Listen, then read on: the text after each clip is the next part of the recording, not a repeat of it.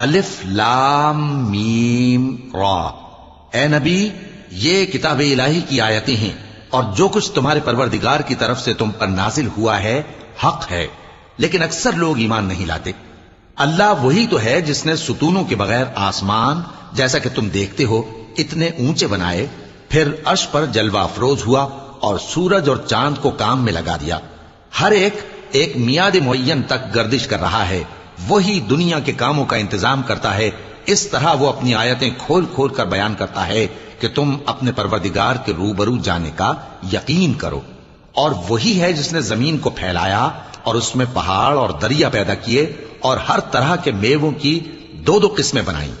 وہی رات کو دن کا لباس پہناتا ہے۔ غور کرنے والوں کے لیے اس میں بہت سی نشانیاں ہیں۔